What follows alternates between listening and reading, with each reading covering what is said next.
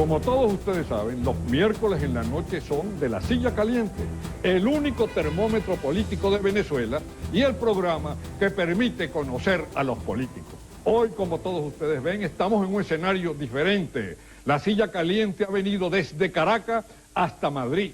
Estamos exactamente a 20 minutos del centro de Madrid, en La Moraleja, la residencia del general Marcos Pérez Jiménez. Hoy vamos a sentar en la Silla Caliente a Pérez Jiménez, pero antes es conveniente decir por qué hemos invitado a Pérez Jiménez a la Silla Caliente y por qué él ha aceptado sentarse en la Silla Caliente. La razón es obvia. Pérez Jiménez, al juicio de los historiadores más respetables del país, es el hombre que partió el siglo. Si recordamos la vida venezolana, vemos que el siglo XX lo han llenado tres hombres singulares, que han sido Cipriano Castro, Juan Vicente Gómez y Pérez Jiménez. Todos los hechos importantes de este siglo, las acciones de este siglo y los otros hombres nacidos en este siglo dependen de la acción de estos tres personajes. El siglo de Castro y de Gómez y de Pérez Jiménez comienza así. En 1899 llega Cipriano Castro, 9 años de gobierno de Castro. Los andinos se incorporan al poder. Viene luego Juan Vicente Gómez, 27 años de gobierno de Gómez, los andinos siguen en el poder. Viene luego Eleazar López Contreras, 5 años de gobierno de López Contreras, los andinos persisten en el poder. Viene luego el general Isaías Medina Angarita, 5 años, y este ciclo termina cuando un golpe, encabezado por el general Marcos Pérez Jiménez, entonces mayor, rompe el ciclo y parte el siglo XX venezolano en dos. Comienza un nuevo ciclo. Un nuevo ciclo en donde los observadores siempre ocultan, yo creo que es con mala intención, que ese golpe contra Medina incorpora al Partido Moderno al gobierno. Los militares, en efecto, dan un golpe el 18 de octubre del 45, pero incorporan a Acción Democrática. Primer partido moderno que se incorpora al gobierno. Comienza entonces el régimen de partidos, con todas las vicisitudes y problemas que representa ese ciclo. Hoy en día Pérez Jiménez tiene el récord mundial del destierro en el Nuevo Mundo. Tiene 35 años de destierro en España y tiene 5 años de cárcel en su récord. Pero hubo otros desterrados, aunque ninguno superó su récord. Si mi memoria no me falla, vamos a recordarlo. Tenemos el caso del general Fernando Márquez, 27 años en el destierro. El general Juan Pablo Peñalosa, andino también, 23 años en el destierro. Jacinto López, 22 años en el destierro. El soberbio y terrible Rufino Blanco Fombona, 26 años en el destierro. Pedro Estrada, 30 años en el destierro. Laureano Vallenilla Alán, 15 años en el destierro. Y Pérez Jiménez, como les dije antes, 35 años de destierro y 5 presos. Él tiene ya 30 años viviendo en España. Y esta casa, que la programó él mismo, dice con modestia, es decir, que él mismo dirigió su construcción, etcétera, tiene 2.000 metros de construcción y tiene 20 años. Entonces, general, muchísimas gracias por permitir a la Silla Caliente que entre a su casa. Complacido en tenerlo por aquí. Siéntese en la Silla Caliente. Un detalle muy curioso, mientras el general se sienta en la Silla Caliente, y es que se está sentando en la silla en donde ya se ha sentado el próximo presidente de la República. Y por una razón que ustedes van a entender, ya todos los candidatos con opción a ganar estas elecciones se han sentado en la Silla Caliente. Pérez Jiménez se sienta allí, pero él no es candidato. A él no le vamos a preguntar la marca mínima, o sea, la condición para ser presidente, porque si le aplicamos la marca mínima tenemos que reconocer que ya superó esa marca, que es olímpico, medalla de oro. Entonces la pregunta sería esta, general. Hemos venido aquí en busca de un diagnóstico. Usted conoce con la palma de su mano a Venezuela. Entonces usted terminó ya un ciclo, es decir, el ciclo que comenzó con usted, el de los partidos, porque la gente lo asocia a las azonadas militares, pero no a los partidos. Y usted es el primero que lleva un partido de oposición al poder en Venezuela, aunque después fue víctima de su propia medicina, pero ese es otro problema. Entonces yo digo, usted que comenzó ese ciclo, ya ese ciclo está agotado. Los partidos están, como hablamos popularmente, rayados. La gente añora un régimen como el suyo. Y las nuevas generaciones en Venezuela, que no conocieron su obra, investigan sobre la obra suya y hablan sobre la obra suya. Entonces la pregunta lógica es esta. El paciente es Venezuela, el paciente está grave y usted es el médico, ¿qué le recomienda a ese paciente? Antes de dar contestación a su pregunta, quisiera hacer algunas aclaratorias. En la actualidad no estoy respondiendo, no voy a responder a las preguntas como candidato a la presidencia de la República, por la sencilla razón de que ya pasé la edad que a mi juicio se debe tener y estoy físicamente debilitado, lo que significa que no puedo, en función de ese debilitamiento, hacer una labor buena. Perdón, presidente, usted tiene, para que la gente lo sepa, el general Pérez Jiménez tiene 84 años, está casado con doña Flor Charbó de Pérez Jiménez, tiene 4 hijas, tiene 10 nietos y tiene 3 bisnietos. Siga. Bien, de manera que no soy aspirante a ningún cargo público en Venezuela. Y si fuese aspirante, no, es decir, no lo soy por 2 razones específicas. La primera de ellas porque no estoy en condiciones, repito, en condiciones físicas de asumir esa responsabilidad. Y en segunda razón, y la más, como dijéramos, impactante, es que yo estoy impedido constitucionalmente a presentarme como candidato. Ah, eso es importante para que los jóvenes lo sepan. El general Pérez Jiménez es el único venezolano que por la Constitución está inhabilitado de ejercer cualquier cargo político. Es decir, Pérez Jiménez no puede ser ni jefe civil, pues, de Chuao. Él no puede hacer absolutamente nada porque lo inhabilitaron cuando, después del derrocamiento, lanzó su candidatura y entonces, pues, arrasó como senador. Entonces, claro, el estatus, Acción Democrática y COPEI temían, lógicamente, que lanzara la candidatura presidencial y volviera por los votos. Por lo tanto, pues, lo inhabilitaron. De manera que hoy día me encuentro realizado, estoy tranquilo, es decir, el ánimo lo tengo en buenas condiciones. Y como le decía, las facultades físicas están bastante disminuidas. Las intelectuales, es lógico que a los 84 años algunas mermas debe tener la mente, pero está nutrida de nuevos conocimientos porque yo tengo la manía, no la virtud, de cada día aprender algo. ¿Y qué le recomienda a Venezuela? ¿Qué va a pasar en Venezuela? Bueno, a mí me preocupa profundamente la situación venezolana. ¿Por qué, general? Porque el mal no solamente está ahí, sino que está progresando. Es como los cánceres en el organismo humano, de manera que siguen progresando. Eso es lo que me preocupa a mí como ciudadano venezolano. ¿Qué es lo que más le preocupa de todo el panorama venezolano? Hay tantas cosas preocupantes que no me atrevería a señalar una de ellas. Ejemplo, la presencia de las Fuerzas Armadas. Hay un fenómeno que no se registró en su época y que esta época se siente. Fíjese, de todos los candidatos a la presidencia de la República, hay 3 candidatos militares, ¿verdad? No podemos decir ex-militar porque la condición de militar no se pierde, aunque han pasado a retiro. Esos 3 candidatos militares, usted sabe quiénes son, sí, ¿verdad? El comandante Chávez, el vicealmirante Radamés Muñoz León y es también Sujú Rafo, un general de división. Cada uno de ellos expresa una corriente que existía en las Fuerzas Armadas. La de Sujú es una corriente nacionalista, muy similar a la suya, es una apreciación personal. La del vicealmirante es una corriente constitucionalista profundamente anticomandante Chávez. Y la de Chávez, pues, es un criterio de cambio total con un sentido no tradicional. Entonces, y yo me pregunto, en tiempos de Pérez Jiménez no pasaba eso. ¿Qué ocurrió con las Fuerzas Armadas? Bueno, yo quise hacer de las Fuerzas Armadas la institución modélica en función de nuestra historia.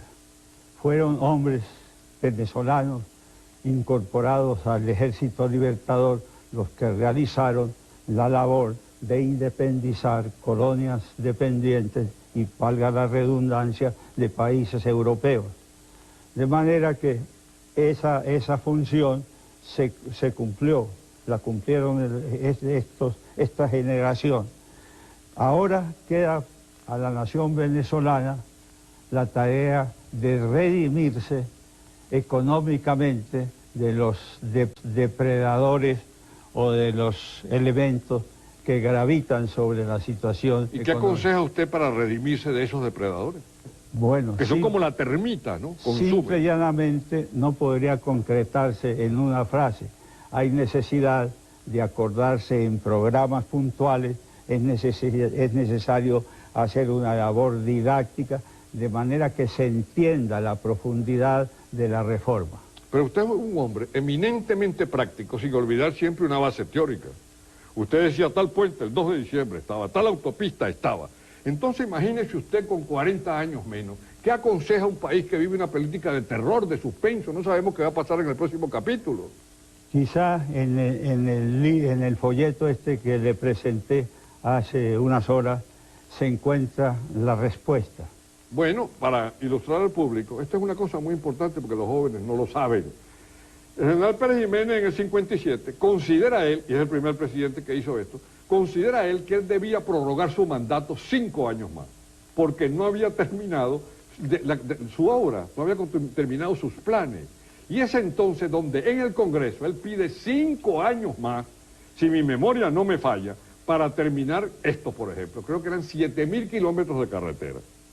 Me parece que eran 2.500 kilómetros, puedo equivocarme, ¿no?, en la famosa red ferroviaria que enlazaba a Caracas con Maracaibo y San Cristóbal por el occidente, y con Barcelona y Puerto La Cruz por el sur. Usted me corrige si me equivoco, pero me parece que eso es así. 500 kilómetros de autopista y 300.000 viviendas, además 1.000 grupos escolares de 600 alumnos cada grupo, y algo sorprendente, pues la siderúrgica del Orinoco, la hidroeléctrica del Caroní, la carretera Santa Elena de Guairén, Brasil. Eso era en general el plan que le faltaba por concluir, y él entonces pide eso. El plebiscito, pues, falla, como ya sabemos, pues. Pérez Jiménez viene el 23 de enero y se vaya, es una historia ampliamente conocida de todos. Pero hay algo curioso, en el 73, a esto que se refiere el general, él me mostró su mensaje, el candidato Pedro Tinoco viene a pedir ayuda y apoyo a Pérez Jiménez. Y Pérez Jiménez hace un diagnóstico de la nación poco divulgado. En ese diagnóstico tengo entendido que usted señala varias cosas. Le señala a Tinoco que la delincuencia es la más grande en el 73. Los ranchos, hay una cifra de 200.000 ranchos aproximadamente. En Caracas hay 300.000 desempleados. Y hay 70% de burocracia. Ese es el panorama que usted hizo del país en el 73. Y yo pregunto, ¿y ahora qué panorama hace? ¿Es el mismo o más grave? Más grave. Indiscutiblemente que todos los males señalados en esa oportunidad hoy día se presentan abultados. Y lo que es más preocupante, son males crecientes. De manera que no solamente hay que parar la acción del gobierno, sino iniciar la recuperación nacional que se ha perdido. Entonces, ¿cómo paramos la acción del gobierno? ¿Cuál es el consejo suyo? Y recuperamos el país. Bueno, simple y llanamente yo creo que hay que hacer un cambio en el sistema. Los partidos, si quieren sobrevivir, tienen que modificarse sustancialmente, de manera que recojan los anhelos de la colectividad venezolana y no de un sector de esta colectividad. ¿Usted cree que el Partido Venezolano tiene la suficiente capacidad de autocrítica para hacer eso? Porque eso que usted dice es viable. El Partido Comunista lo hizo en la Unión Soviética.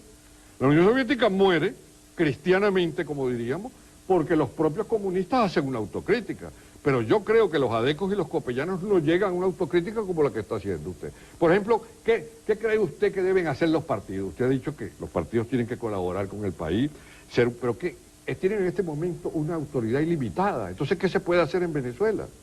Bueno, en Venezuela es necesario capacitar para actuar en esta época a las clases dirigentes, así como también mejorar la ciudadanía en general. Esta es una labor que hay que explicarla con mucho detenimiento, pero que en síntesis se trata de adecuar las clases dirigentes a la época que está viviendo la humanidad y hacer de los ciudadanos que hoy día se están formando entes acordados con la situación que está viviendo la humanidad y que tiende más hacia la ciencia que hacia las letras.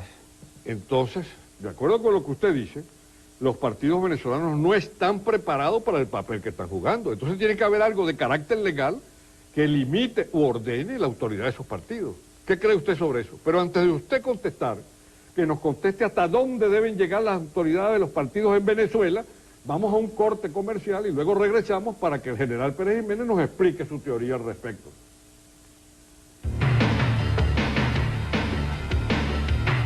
En la silla caliente, desde Madrid, España, en la residencia del general Pérez Jiménez, quien está sentado en la misma silla caliente que ustedes ven todos los miércoles. Esta silla vino especialmente desde Caracas para esta entrevista. Le preguntamos al general algo apasionante, la silla se pone muy caliente. El fracaso de los partidos políticos en Venezuela, de acuerdo con él ha dicho, es porque no han estado a la altura de las circunstancias. Entonces hay que hacer algo, porque no se puede gobernar sin partidos. Entonces, presidente, ¿qué se va a hacer con los partidos en Venezuela? Porque su régimen funciona, o funcionó cuando no había partidos, pero no podemos vivir sin partidos. Entonces, ¿qué recomienda usted que se haga? Bueno, en principio, cuando yo me lancé solicitando el voto del pueblo para prorrogar mi mandato durante 5 años más, uno de los argumentos que escribí fue que los partidos no funcionaban, que los partidos resultaban una rémora para el progreso de la nación. Eso fue en el 57. De manera que entonces había en ese momento que prescindir de la actuación de los partidos. No se podía permitir que ellos estuviesen interfiriendo en la política, haciendo manifestaciones, puesto que esas manifestaciones eran lesivas a los intereses de Venezuela. Voy a citar algunas... Sí, dígame algunos ejemplos, porque mucha gente joven que le está viendo puede creer que estos son resabios, pues, sí, dictatoriales. Entonces, dígame algunos ejemplos de por qué el partido no estaba a la altura de las circunstancias, como en Estados Unidos o Inglaterra en Venezuela. Dígame algunos ejemplos. Cuando se inauguró la autopista Caracas-La Guaira, el actual presidente de la República, el doctor Caldera, en una reunión en uno de los barrios de Caracas, manifestó lo siguiente, que esa obra había sido construida por el gobierno simple y llanamente para que traficaran los Cadillacs de los ricos, que esa obra no servía a la colectividad, y les preguntó a los concurrentes, ¿ustedes pueden comer autopista? Claro que la autopista no se hizo para morderla, ¿no?, pero sí para facilitar los transportes entre el litoral y Caracas, y modificando así las tarifas que se establecían por el transporte, es decir, abaratando los fletes.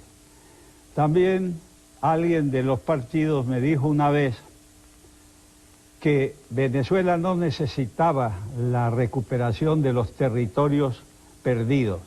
Cuando yo estudié geografía, decía Venezuela, extensión territorial, 1.020.000 kilómetros cuadrados. Cuando salí de Venezuela eran 1.916.000 y tantos kilómetros cuadrados. Perdón, ¿usted cree que con usted hubiésemos recuperado parte del Esequibo? Se estaba haciendo lo posible para eso. ¿Y usted personalmente piensa que lo hubiera recuperado? Sí, porque estábamos desarrollando una labor que a mi juicio hubiera culminado con dos cosas. O la Guayana inglesa en este entonces se anexa al territorio venezolano con un estatus especial, o hubiéramos tenido que por la fuerza recuperar el territorio del Esequibo. Para eso ya en la Comunidad de Naciones habíamos manifestado que Venezuela no aceptaba ningún cambio de estatus hasta que no se contemplara la recuperación del Esequibo. Una observación, el general Pérez Jiménez está usando lo que yo llamo el lenguaje directo, que es fundamental en la vida política, no guabinea. Uno le pregunta a un político típico el caso del Esequibo y no le sabe dar la razón. En cambio, Pérez Jiménez no siente rubor de decir, sí, hubiéramos ido a la guerra para anexarnos ese territorio porque es nuestro. Sí, de manera que... Y una de las cuestiones que me inquietan más es que los actuales gobiernos no piensan en planificar una recuperación territorial. No hay planificación. No hay planificación. ¿Y qué cree usted que va a pasar entonces con esos vastos territorios? Bueno, que al fin esperaremos que surja un régimen que se preocupe verdaderamente de los intereses nacionales y que comience a negociar la recuperación de los terrenos y que se prepare también en fuerza por si acaso las negociaciones no progresan, ir al conflicto. Yo estaba dispuesto, sé que me lo criticaron mucho. Bueno, y con los monjes estuvo también dispuesto. Sí, con los monjes se les mandó decir al gobierno colombiano que los monjes no eran materia de discusión con Colombia, que los monjes eran territorio venezolano y que si alguien pretendía desembarcar ahí, tomar, que habría tiros, se les dijo en esa forma, que habría conflictos, habría tiros ahí. Hablando, aunque este es un tema apasionante, el tema de los territorios que Venezuela ha perdido temporalmente, yo creo que es temporalmente porque algún día alguien saldrá, recordará lo que ha dicho el general Pérez Jiménez y continuará en la lucha. Pero volviendo al tema que más nos preocupa en este momento, ese nos preocupa mucho, pero hay otro que nos preocupa más, que es el caso de los partidos. Usted comenzó el ciclo y ese ciclo se agotó. Hay que ponerle el cascabel al gato, hay que limitar la autoridad del partido según su propio criterio, pero ¿cómo lo vamos a hacer dejando los partidos? Yo creo que los partidos caerán por su propio peso, por su propia corrupción, de manera que ya se han visto en las elecciones para presidente de la República, habidas cuando el doctor Caldera subió a la presidencia, que el pueblo ya no cree en los partidos. Al menos en el partido tipo venezolano. Pues. Sí, por lo menos. Claro.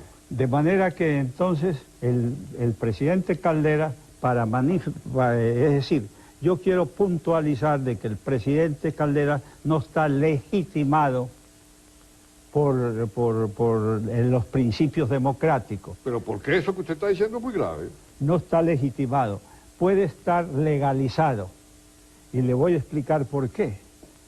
Resulta que el número de votantes en Venezuela es de 10 millones, la mitad de la población. ¿Cuántos fueron a votar en época para elegir al doctor Caldera? ¿Usted recuerda? Bueno, van a decir que estoy guabineando, pero no me recuerdo exactamente. Pero sé que no es esa cifra.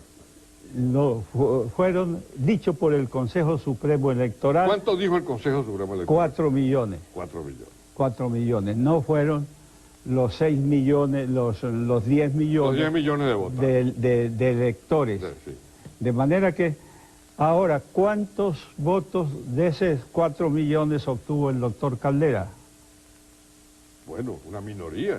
Él va, y es un resultado de cabeza a cabeza. Sí, bueno. 1.200.000 votos que equivalen al 12% de la cantidad de votantes. 12% nada más.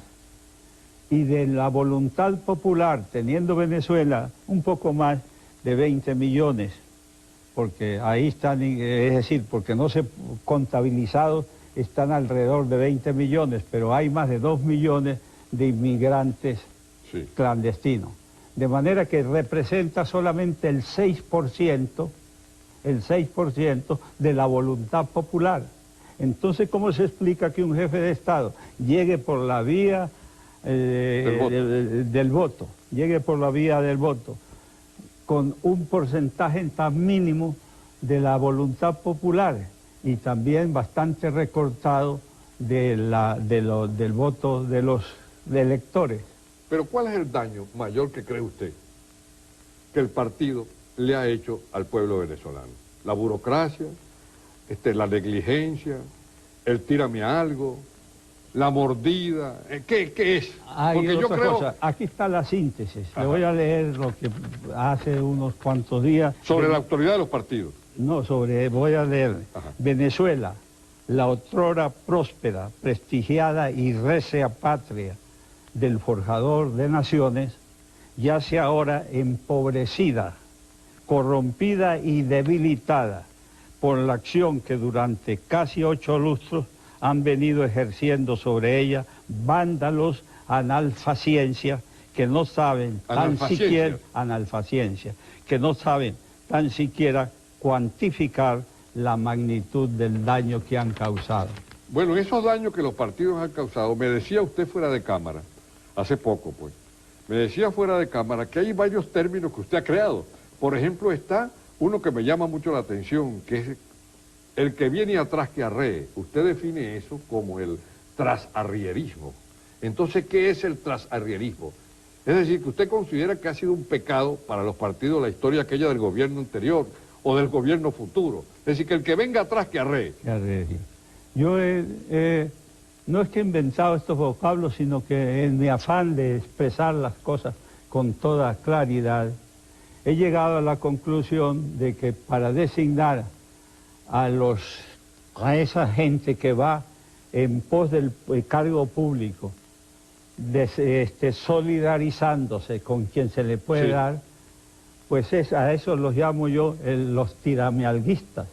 Ajá, entonces quiere decir que para Pérez Jiménez, en este diagnóstico que está haciendo, hay dos elementos graves en el país. El trasarrierismo, que es aquello de que el que venga atrás que arree, y la otra cosa, el tiramialguista. Ya vamos a hablar de los dos, del funesto tiramialguista y del que viene atrás que arree, y de otros tres términos que usted tiene que conjugan un cuadro de la vida nacional, que es la picada, la mordida y el tarascón. No se vayan, que la silla se pone caliente. Pérez Jiménez, antes de los mensajes comerciales, sentado en la silla caliente, aquí, en La Moraleja, a unos 20 minutos del centro de Madrid, en España, señalaba el problema de los partidos políticos dentro de Venezuela. Para Pérez Jiménez hay que limitar la autoridad de los partidos políticos porque ya están desgastados, es un ciclo que ya terminó, que está rayado, hablando en criollo. Pero él señala una cosa curiosa, él dice que como consecuencia de ese sistema, esa partidocracia, en Venezuela hay unos elementos que hacen mucho daño al país. Y dice el tiramialguismo, eso es interesante, el tiramialguismo. Señala la picada, señala la mordida y el tarascón. Como estos pueden ser elementos nuevos a muchos de ustedes, especialmente para la gente joven y el tarascón, vamos a que el general vaya definiendo la situación. Cuando usted dice la picada, ¿a qué se refiere? Bueno, comenzaré por decirle que en una de las repúblicas latinoamericanas existía desde hace tiempo la mordida, que es la que cobra el funcionario para prestarle los servicios que deben suministrarse gratuitamente. Pero es que en Venezuela la cosa se ha ampliado tanto hacia arriba como hacia abajo. Y entonces yo he dicho que lo que percibe el pequeño funcionario por pasar al sujeto que va a hablar con la autoridad mayor es lo que se llama, lo he definido, la picada. La picada. Que hay que darle unos cientos de bolívares al funcionario. El que va a buscar una cédula, por ejemplo. Sí, exactamente. Que le van a poner una boleta y no quiere pagarla, la picada. La picada. Ajá. Pero también hay funcionarios que requieren que se les dé más. Y esos son funcionarios de categoría superior a los anteriores. Eso lo he llamado yo la mordida. Es una jerarquía mayor. Sí, es de una jerarquía mayor. Y ya lo que el ciudadano va a darle ya no son centenas de bolívares, sino millares de bolívares. Ajá. Y por último viene la tarascada. La tarascada. No el tarascón, como yo decía, la tarascada. La tarascada. Ese es un término andino, creo, la tarascada. No sé, simple y llanamente me inspiró el asunto las mandíbulas de los saurios, de los... Sí, ese es el tarascón cuando cierran. Hay que ver la cantidad que abarcan cada vez que cierran los caimanes, bueno, o los cocodrilos del Orinoco. Sí. De manera que eso ya significa millones. De manera que la picada es de centenares de bolívares, la mordida de millares de bolívares y la tarascada de millones de bolívares. Ahora, ¿por qué ha venido eso en Venezuela con los partidos? Que es lo que más nos interesa. ¿Qué ha pasado? ¿Por qué no están preparados los partidos venezolanos? ¿Por qué han demostrado ineficacia en estos 40 años los partidos? Porque tienen la obligación los partidos para mantener sus votantes de hacerles concesiones. Y una de las concesiones es que van al cargo público no por capacidad, sino por vinculación con el partido o en pago de actividades que favorecen al partido.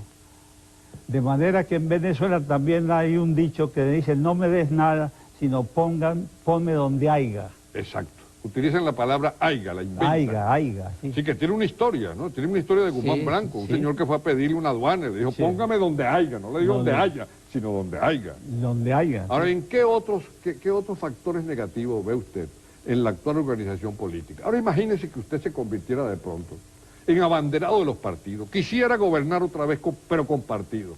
¿Qué recomendaría usted a esos partidos? ¿Qué le recomendaría al país para que hagan unos partidos honestos, serios? Simple y llanamente habría que modificar la Constitución, porque para entonces reducir a los partidos a ciertos parámetros más estrechos con el fin de que no puedan causar, dañar o penetrar a las instituciones básicas de la nación.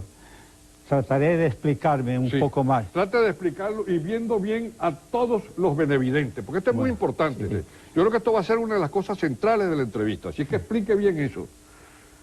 Bien, los partidos en Venezuela son muy sectaristas y como le decía hace un momento, los partidos tratan de acomodar su gente y los acomodan en puestos donde haya posibilidades de percibir lo que produce la bajada de la mula. La bajada de la mula, que sea otro término, que no se esta explicación, bájate de la mula. Bájate de la mula. De manera que una nueva constitución debe limitar la acción de los partidos y no permitirles que interfieran, que penetren las instituciones básicas de la nación, por la sencilla razón de que la grandeza de una nación depende mucho de la grandeza de sus instituciones básicas.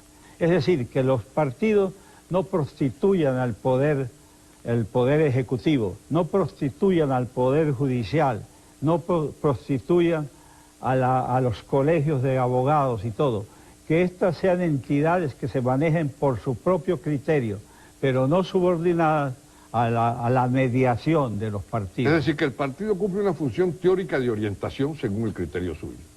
Sería eso, ¿verdad? Sí.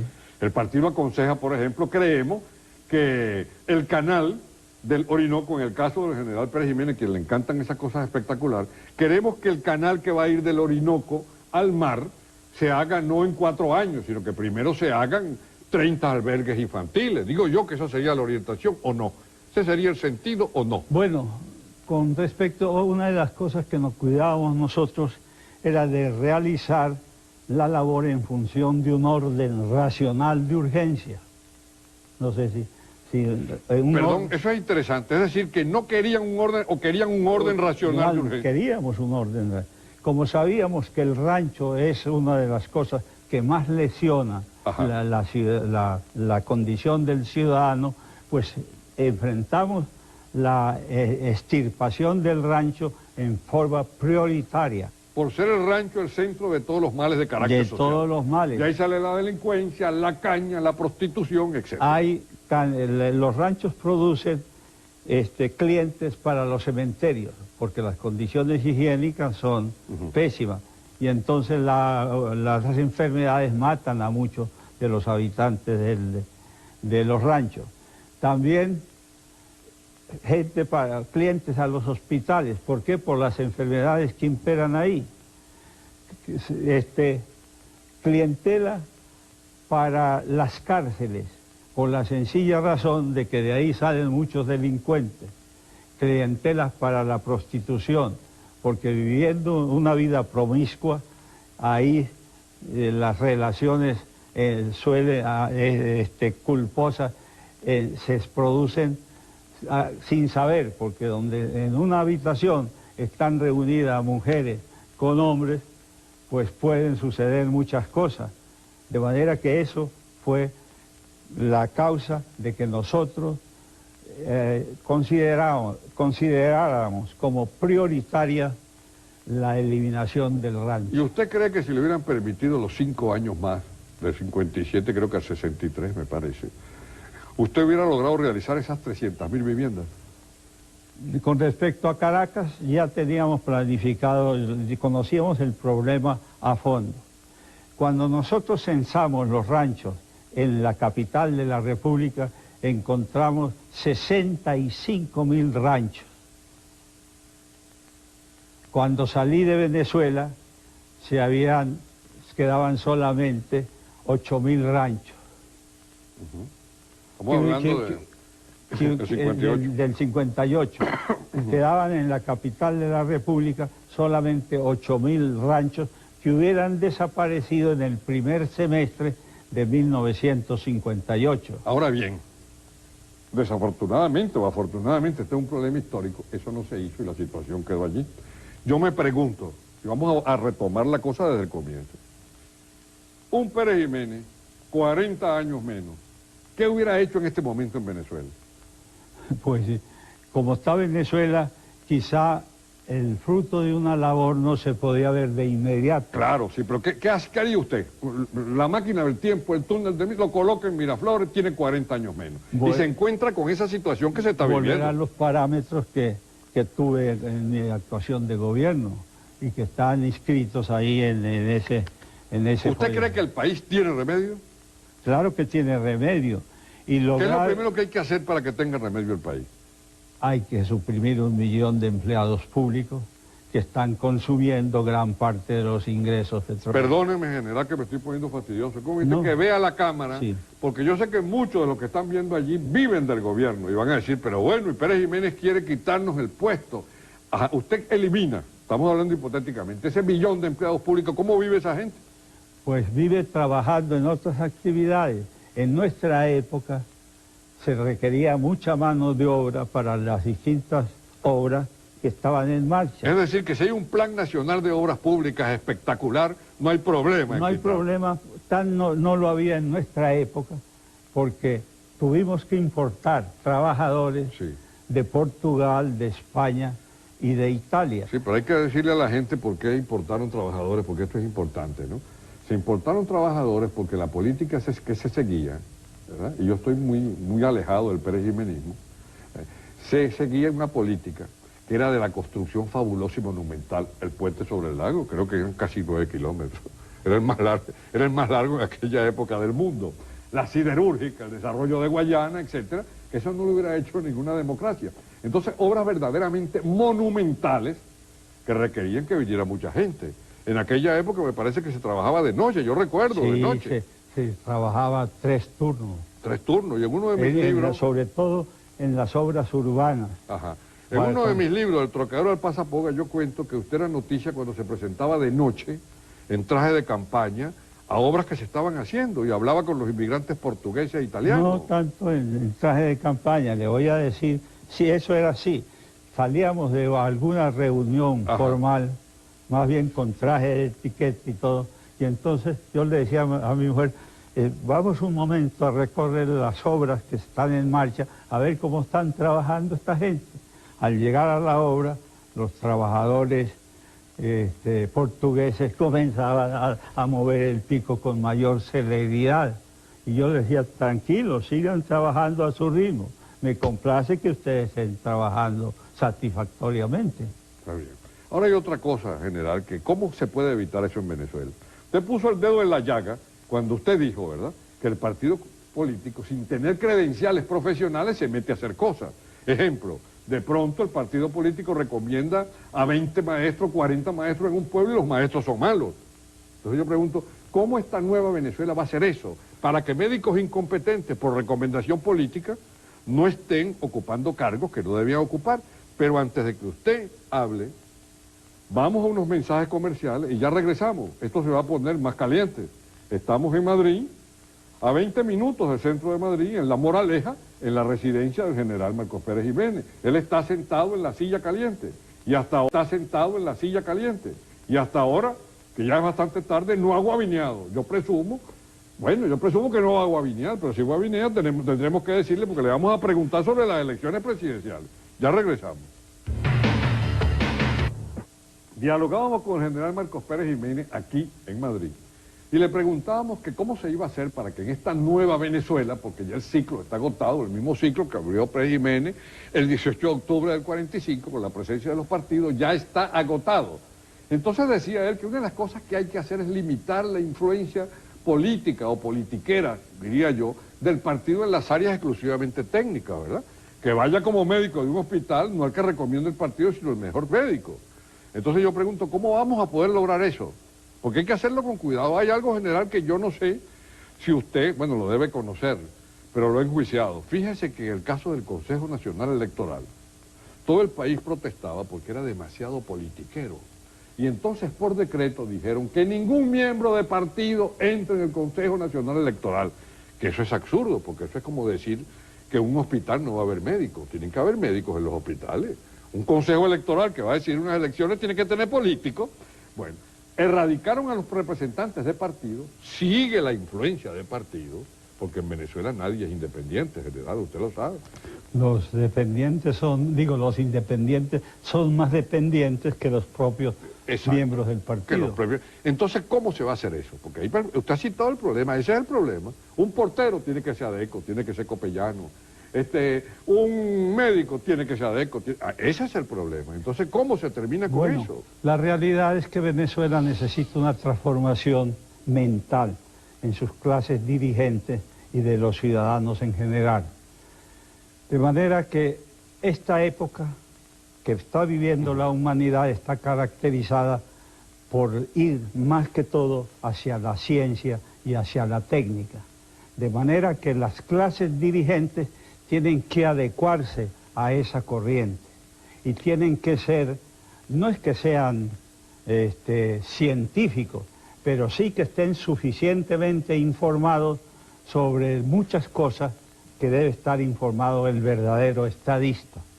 De manera que entonces necesita modificar el criterio de las clases dirigentes. Pero también se necesita modificar la mentalidad del ciudadano en general. ¿Cómo? Mediante, nosotros íbamos a poner en marcha esos grupos escolares a que me he referido. Ah, los grupos escolares, exacto. Con el propósito de que fuera una realidad, una medida dictada por el general Guzmán Blanco, que era la instrucción primaria gratuita y obligatoria. De manera que al hacer nosotros esos grupos escolares, pensábamos con ellos copar toda Eran 6.000 grupos escolares, me parece. 1.000 grupos escolares. 1.000 eran. 1.000 grupos escolares. De manera que entonces copar, tener capacidad para hacer efectiva esa disposición del general Guzmán Blanco de que la instrucción fuera gratuita y obligatoria. Pero nosotros los íbamos a aumentar con algo más práctico. Es decir, formar una mentalidad ciudadana de acuerdo con esos conocimientos requeridos por la ciudadanía sobre ciencia y cuánto tardaría formar esa mentalidad ciudadana? Pues simple y llanamente eso requiere un tiempo largo, por lo menos una generación. Porque vea usted una cosa, ¿no? Cuando la gente en Venezuela habla de Pérez Jiménez, ven la solución un poco práctica. Dicen de pronto, Pérez Jiménez era un gran gerente, así que aquí lo que necesitamos es un gran gerente. Entonces yo creo, si surge un Pérez Jiménez no con la versión Pérez Jiménez 1945 ni 48, ¿usted me entiende? Sí. El nuevo Pérez Jiménez, vamos a usar su nombre y me perdona, sí, como símbolo de construcción, de eficiencia y de espíritu pues pragmático, aunque con una base teórica. Un Pérez Jiménez es un estadista realista, pan, pan, vino, vino, no guabinea, asume su responsabilidad. Entonces yo pregunto, bueno, ese Pérez Jiménez tiene que tener condiciones, entonces ¿cuáles serían las condiciones especiales de ese hombre que le vamos a poner el nombre de Pérez Jiménez? Porque el país cree que la solución está en el estilo Pérez Jiménez, eso hay que decirlo, y yo no tengo pena en decirlo porque eso es verdad. Entonces, ¿qué condiciones tiene que tener ese hombre? Tiene que ser un gerente. Tiene que estar, tiene que poseer condiciones especiales dentro de la ciencia y la tecnología.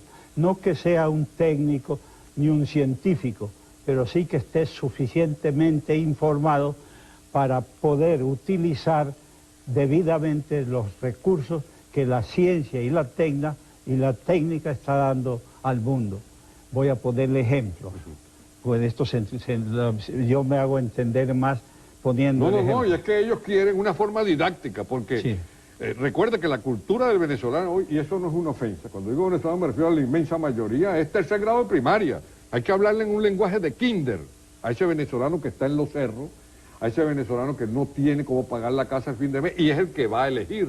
El objetivo de la silla caliente es darle consejo a la gente para que tengan elementos para seleccionar, ¿no? Entonces, Sí. ¿qué ejemplos pone usted para esto? Bueno, fíjese usted que yo pongo como ejemplo, en primer orden, dos naciones que fueron Alemania y Japón, que fueron realmente bastante lesionados y que quedaron en una situación gravísima.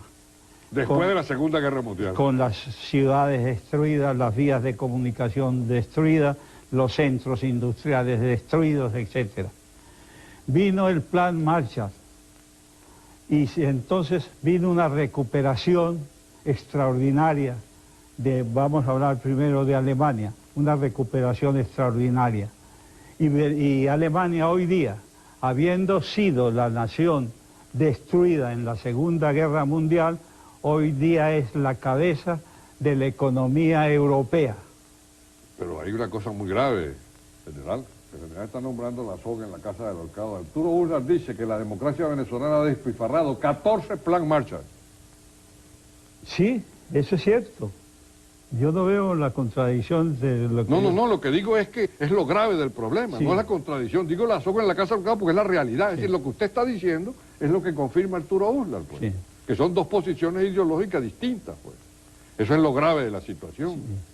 De manera que, entonces, Alemania, hoy día, como todo el mundo lo sabe, es una nación puntera en lo que respecta al desarrollo y está contribuyendo también a que no solamente ella progrese, sino que progrese toda Europa.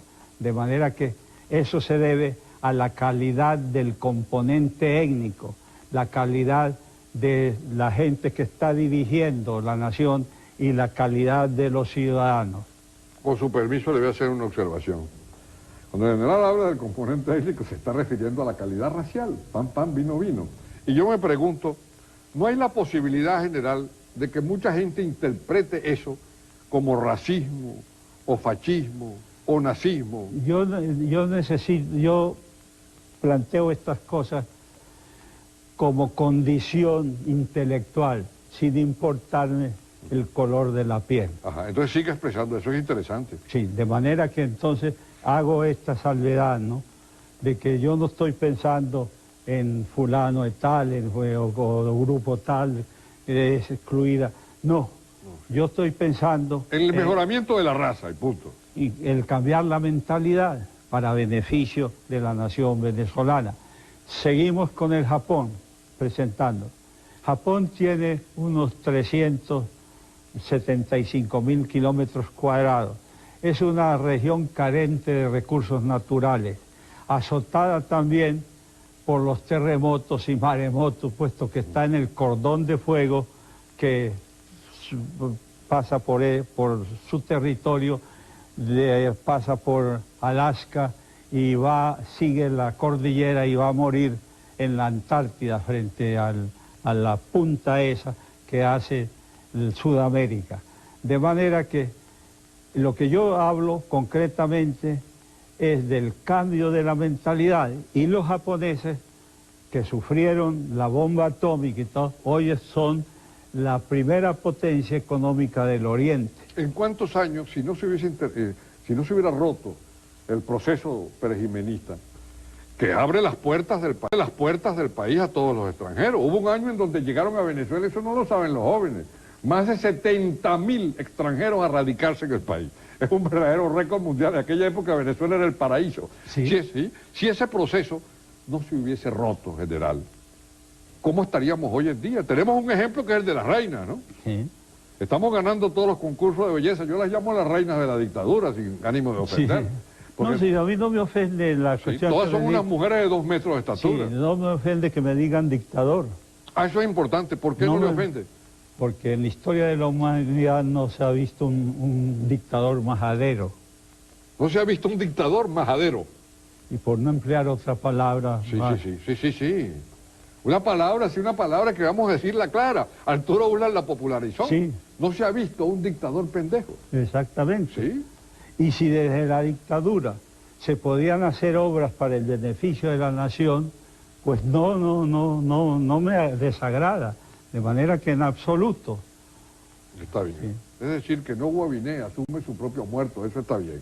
Una pregunta que le voy a hacer, general. Eso que usted dice está muy bien desde el punto de vista teórico y político, pero hay un factor que no existía en su época, que debe tomar en cuenta un nuevo Pérez Jiménez, entendiendo un nuevo Pérez Jiménez, un señor con una mentalidad de construcción, basado en la técnica, basado en la ciencia, ¿verdad? Y con deseo de hacer una obra clara, un programa de gobierno real, no generalidades. Y es la presencia de las Fuerzas Armadas. Fíjese que desde que usted se va, hay, como ya lo dijimos antes, movimientos militares. Comienza con Castroleón, es decir, el ganado se desgaritó, y sigue luego después con Odremán y termina con Chávez. Entonces tenemos un ejército, me da la impresión, por lo poco que yo veo desde afuera, tenemos un ejército que está deliberando.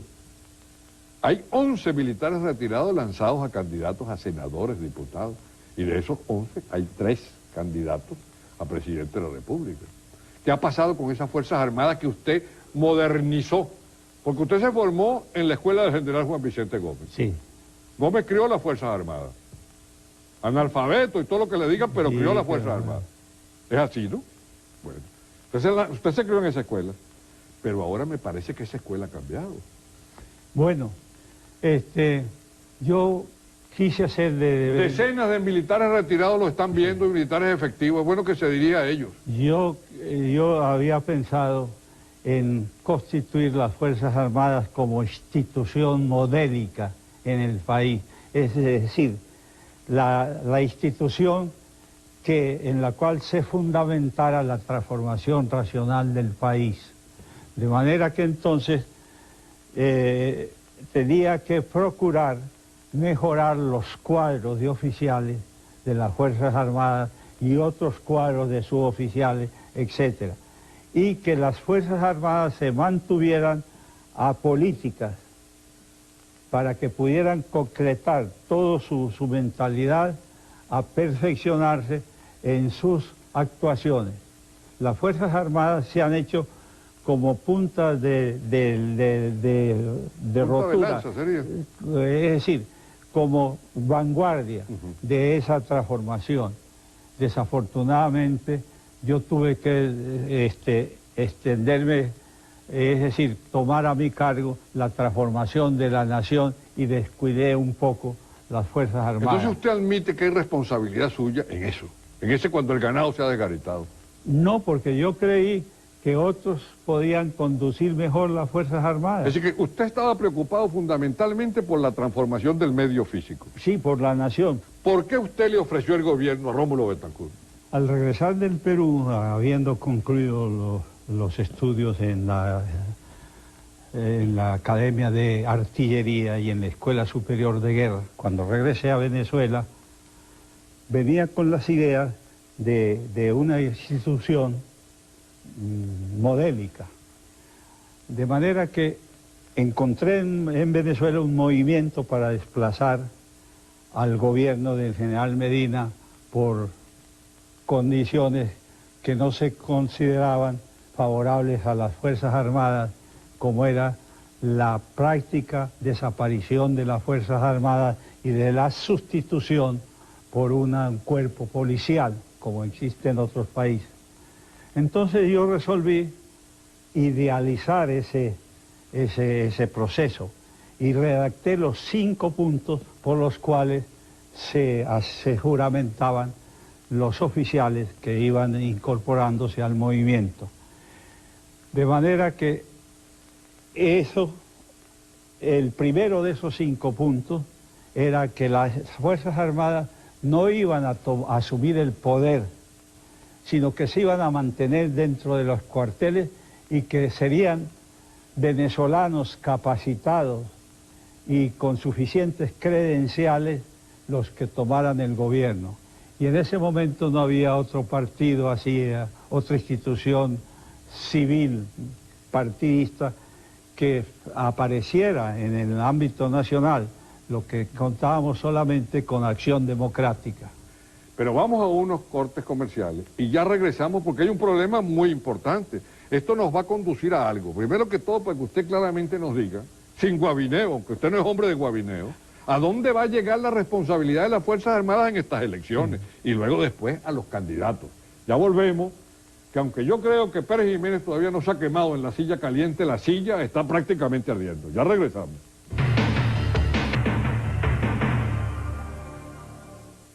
Antes de los comerciales, hablábamos con el general presidente Marcos Pérez Jiménez en relación con estas elecciones, que tienen un elemento que no estaba presente en elecciones anteriores. Me refiero a la presencia militar. Hay candidatos, usted los conoce, y hay inquietud en las Fuerzas Armadas por esos mismos candidatos. Usted ha vivido las situaciones más calientes que presidente alguno le ha tocado vivir en Miraflores. Entonces yo me pregunto, ¿qué va a pasar en Venezuela? ¿Qué va a ocurrir con las Fuerzas Armadas? Usted que las debe conocer como la palma de su mano.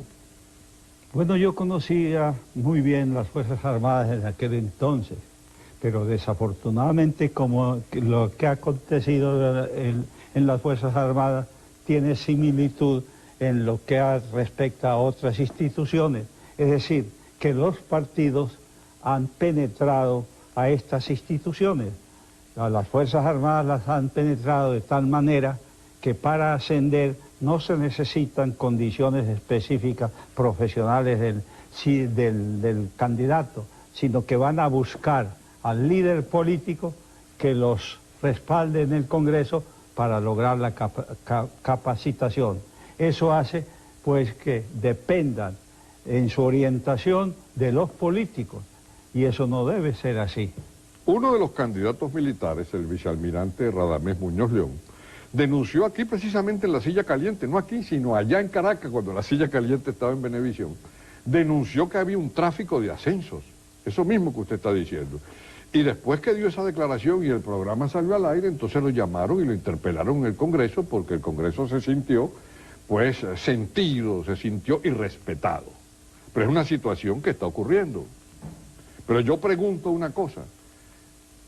Estas elecciones que tenemos nosotros son elecciones para designar al presidente que va a tomar el poder en 1999 y lo va a entregar en el 2004. Y vamos a entrar nosotros en el año 2000 con esos mismos criterios pueblerinos de golpe y de contragolpe.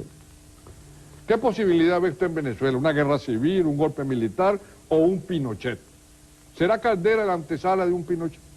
No creo en eso. En Venezuela hay que tener cuidado porque hay una tendencia a barrer el sistema, porque el sistema ha resultado contraproducente. De manera que una de las posibles salidas es que haya un movimiento popular, quizá mezclado también con algún movimiento de las Fuerzas Armadas, para barrer el sistema.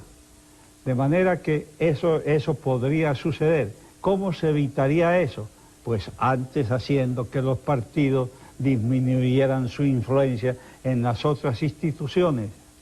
De manera que ahí o se va a la reforma del sistema o habrá en algún momento un brote que deshaga el sistema. Estando a pocos días prácticamente de las elecciones, lo que dice el general Pérez Jiménez, que a mi juicio es la primera autoridad en esa materia, creo que es preocupante. ¿Usted no ve otra solución sino esas dos que señala? Yo no veo otra solución y quisiera equivocarme. Yo lo que quisiera es que no se procediera en tal forma que Venezuela se debilitara en ese cambio. Es decir, que todo pudiera hacerse en forma acordada, en forma sencilla, sin el traumatismo de un golpe de Estado. ¿Puede haber ese cambio sin el traumatismo de un golpe? Yo no sé hasta qué punto los partidos estarán dispuestos a respaldar ese cambio. ¿Cambio sin golpe? ¿O cambio con golpe? Bueno, si los partidos llegan a un acuerdo y resuelven modificar las estructuras del Estado de tal manera de que no sean penetradas las instituciones básicas por los partidos, pues eso puede tener una solución no sangrienta. Pero como los partidos se aferran a su influencia, el grueso de la nación venezolana llega un momento en que no puede soportar aquello y habrá un estallido. Lo que dice el general Pérez Jiménez es bastante preocupante, primero por la experiencia que él tiene en la materia.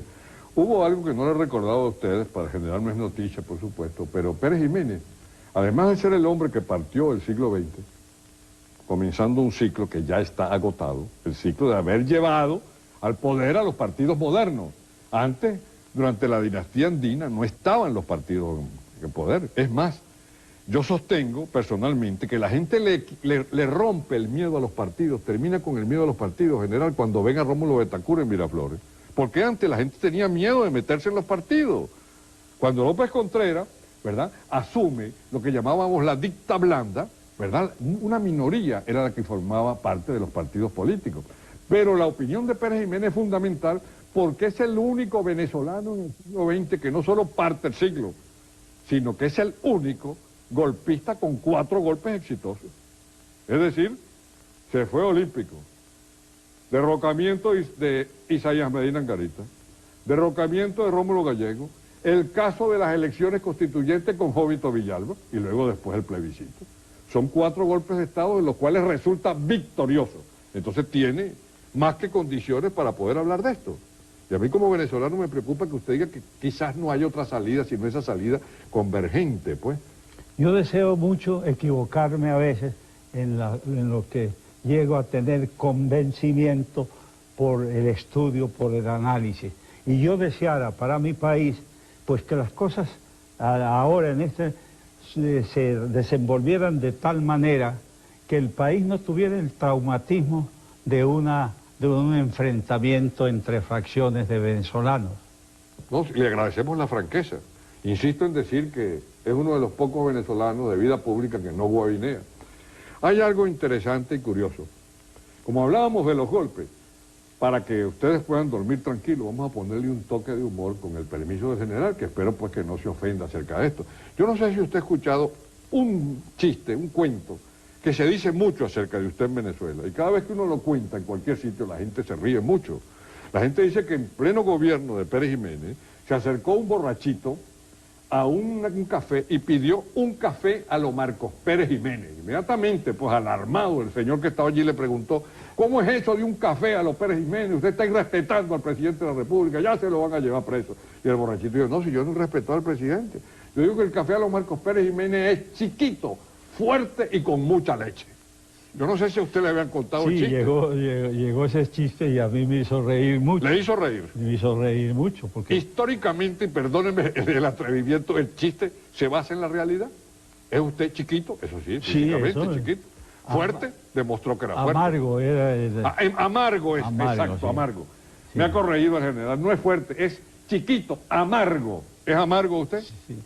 No, yo no soy amargo, pero me complació ese calificativo porque quiere decir alguien que es decidido, es duro, sí. Y yo soy duro en la cuestión cuando creo que tengo la razón, soy terco hasta el límite. Bueno, usted es Tauro, dice que los Tauros del 25 de abril son tercos, porque el 25 de abril, que es la fecha que nace el presidente, 1914, ese día tengo entendido que nació Leonardo da Vinci. Stalin era del 25 de abril también, así es que tiene compañeros de astros, según los que creen eso, que son bastante diferentes y opuestos. Caímos entonces en las Fuerzas Armadas y en el panorama que depende del ganador de las elecciones o del perdedor. Los candidatos que más suenan de acuerdo con los números, los voy a nombrar sin respetar números, son Irene Sáez, son Chávez, son Salas Romer, son Claudio Fermín y Alfaro. Esos son los 5 que suenan, creo que son como 13 o 19 candidatos, no recuerdo. Pero esos son los 5 que más suenan, y que me perdonen, pues, a los candidatos que no nombro, digo los que suenan más en los numeritos. Entonces la recomendación de Pérez Jiménez, un veterano de la vida política, a esos candidatos en general, ¿cuál sería su recomendación? Bueno, yo pienso que quien quiera que sea que llegue a la presidencia va a encontrar una situación muy difícil. De manera que quien llegue a la presidencia va a tener que enfrentarse a problemas bastante graves. De manera que yo no podría recomendar a fulano de tal o recomendar al otro, porque eso debe hacerlo el pueblo venezolano. De manera que ellos, el pueblo venezolano, debe a estas alturas saber qué candidato le conviene más. le manifestaré ahora algo que he debido manifestárselo desde el principio. Yo no soy enemigo de la democracia. Es importante eso. Yo no soy enemigo, yo admiro las democracias como la suiza, como la sueca, como la de Israel y como tantas democracias que funcionan admirablemente bien. Yo deseara para mi pueblo una democracia de ese tipo, de manera que no es que si se lograra una democracia de esas características que excluyen el tráfico de influencias y se va a buscar lo que más conviene a la nación, yo estaría de hecho con eso. Para mí, ninguno de los candidatos es repudiable, ninguno de los candidatos. Esto es importante, ¿eh? El general Pérez Jiménez dice que ninguno de los actuales candidatos es repudiable. Sí, sí, eso lo digo. Sí. Ahora, después de que actúe el que salga, puede ser que realice una buena labor o puede ser que no la realice. Va a encontrarse, de hecho, con una serie de problemas de difícil solución. Ojalá los pueda resolver en corto tiempo, porque creo que actuando un buen gobierno, Venezuela necesita de 15 a 20 años para volver a los niveles del 58. 15 años para volver a los niveles del 58. Oiga, general, perdón, y no es un irrespeto, pero me da la impresión de que usted no guabineó con lo del candidato. Yo pensé que usted iba a decir, por ejemplo, si yo le preguntara a usted lo que le pregunto a todos en la silla caliente, ¿qué piensa de Irene? ¿Qué piensa de Claudio? ¿Qué piensa de Salarrón? ¿Qué piensa de Alfarucero? ¿Qué me iba a decir usted? Pues, bueno, yo le diría que dejo al entendimiento del pueblo venezolano que elija a quien le parezca. Yo no voy a tomar la responsabilidad de señalar a alguno de estos candidatos. En principio porque no he tenido con ellos el contacto suficiente como para acordarnos en un programa de gobierno que debe ser beneficioso para Venezuela. Y en más de una oportunidad lo he manifestado. Sí. Yo estaría de acuerdo con el candidato que me diera la oportunidad de debatir un programa de gobierno. Eso es importante. Cuando usted dice que le den la oportunidad de debatir un programa de gobierno, se está refiriendo quizás a lo que ocurrió con Pedro Tinoco en el 73, que vino a pedir el apoyo suyo y usted le dijo, bueno, tráigame un programa y discutimos un programa. ¿Sí? Y entonces usted por escrito le presentó algunas observaciones. Ahora en la vida política venezolana, así como el caso Chávez es nuevo, un golpista que va a elecciones, o un señor que se alzó y va a elecciones, hay otro caso curioso que ha llamado la atención, que sería interesante que usted nos diera su opinión, que es el caso de Irene Sáez, digo como hecho de manifestación de desarrollo. Se decía que Venezuela era un país machista. Una mujer está recorriendo el país en campaña electoral y la gente la tolera, que no es un milagro eso, es civilización. No sé qué piensa usted. Bueno, yo pienso que a la jefatura del Estado debe ir la persona más calificada. Yo sé que la señora Irene Sáez es una belleza, sí. Y resultó así porque nosotros en una época trajimos emigrantes de Europa, inmigrantes en Venezuela. Logramos esa mezcla de razas. Y Venezuela tiene una de las cosas favorables, digámoslo así, el hecho de que ha logrado tener varias Miss Mundo, varias Miss Universo. Exacto. Eso hasta cierto punto lo propiciamos nosotros, no con el prurito de hacerlo, sino en el sentido de mejorar el componente étnico. Esa es una prueba. Cuando ven esa belleza de 2 metros de estatura, la gente dice, bueno, estas son las reinas de la dictadura. Entonces quiere decir que nos vamos a ir en blanco, no nos llevamos candidatos de Pérez Jiménez. No nos llevamos candidatos de Pérez Jiménez. Eso va a ser una decepción. Un gentío esperaba que usted esta noche recomendara a alguien. Pero ya que no recomienda a alguien, ¿cuál es la condición fundamental que debe tener quien vaya a ser el presidente de la República? La recomendación fundamental que usted le pide a todo candidato, vamos a un corte comercial y ya regresamos.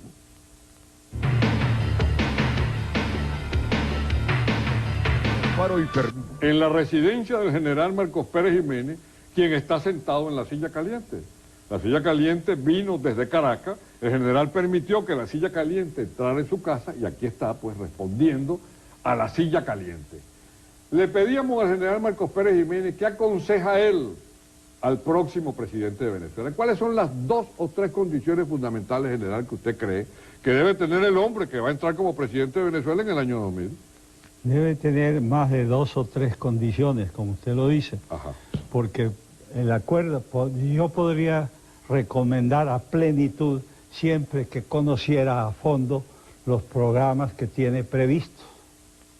Ah, el programa de gobierno. Bueno, hay un problema con los programas son generalidades todas, general. Bueno, sí, de manera que entonces quien pudiese presentar un programa más concreto, más no de ideas generales, sino de concreciones, con ese estaría yo, porque ya sé en qué me voy a comprometer. Pero mientras tanto no puedo, tengo que decir que dejo a cargo del pueblo venezolano que busque él el candidato, que respalde a quien considere apto para regir la nación y sobre todo que presente un buen programa de gobierno. El general Marcos Pérez Jiménez ha sido visitado por 2 candidatos y cada uno de los candidatos ha presentado la visita aquí a La Moraleja como un trofeo. Y nunca se ha dicho qué hablan ellos con Pérez Jiménez ni qué Pérez Jiménez ha hablado con ellos.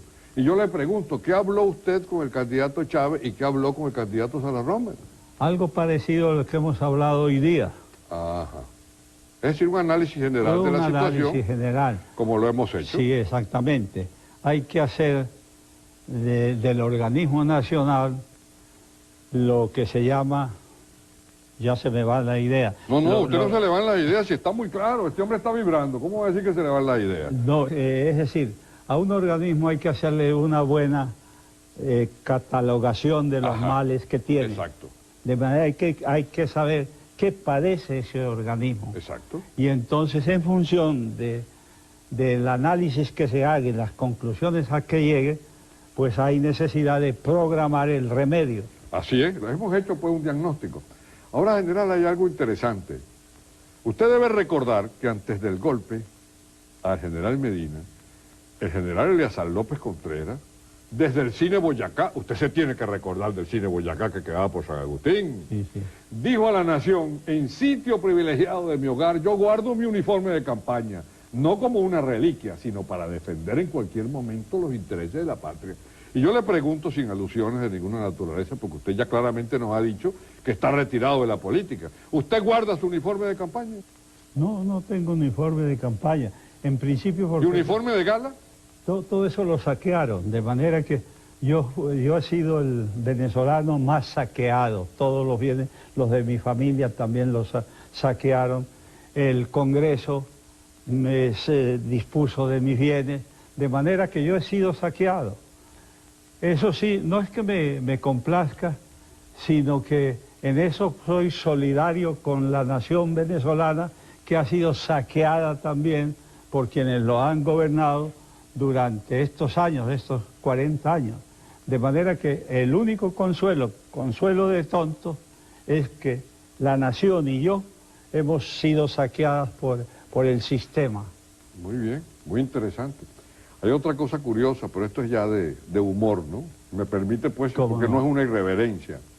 Cuando se habla mucho de las reinas, usted, y yo veo aquellos desfiles de reinas, yo me recuerdo mucho de la época suya, porque yo digo, caramba, si Pérez Jiménez con 40 años le hubiera tocado vivir en este país lleno de reinas, con toda la fama que tenía usted, y se lo digo en el mejor sentido de la palabra, yo presumo que hubiera tenido su cementerio particular. ¿No añora esa época de usted rodeado de reinas por todas partes? Yo no... ¿No la añora? Sinceramente... ¿O le tiene miedo a la escoba, que debe estar en algún sitio de esta residencia oyendo? No, yo sinceramente lo que deseaba es el poder para algo. Para algo, no por el poder mismo. Y claro, mi primera preocupación era de atender a las necesidades del Estado. Formarme un criterio exacto de cuál era la magnitud de los problemas y qué remedios se podían aplicar.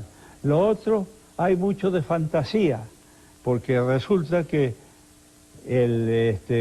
creo que Carlos Capriles publicó una composición fotográfica. Ajá. En que unas señoras desnudas corrían por la playa. Ah, la famosa motoneta de la Orchila. De manera que no tiene justificación eso, porque se supone que una señora descalza no va a correr en la playa a pleno sol y tal, y qué sé yo, y la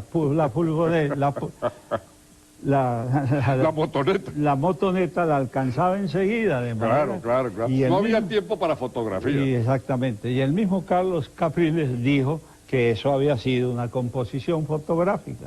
Bueno, vean ustedes que en la silla caliente, parece que cuando alguien tiene veteranía en las sillas calientes, no sale quemado de la silla caliente, porque a este señor, el general Marcos Pérez Jiménez, el presidente Pérez Jiménez, quien partió el siglo, le ha costado y ha tenido que sentarse en las más calientes de las sillas de Miraflores. Así que, ¿cómo se ha sentido con esta silla? Yo me he sentido físicamente bien, me acomoda bastante bien la silla. Ah, muy bien. Muchas gracias, pues. Vamos a permitir que el general Pérez Jiménez se dirija a la nación, un mensaje, lo están viendo todos, entonces, ¿puede hablar, general? Sí, yo deseo que de estas próximas elecciones, si es que se llega a ellas, salga el candidato más idóneo y el que aglutine más la inclinación del pueblo. De manera que eso lo deseo fervorosamente, porque como venezolano yo sigo preocupándome a fondo del porvenir de la nación.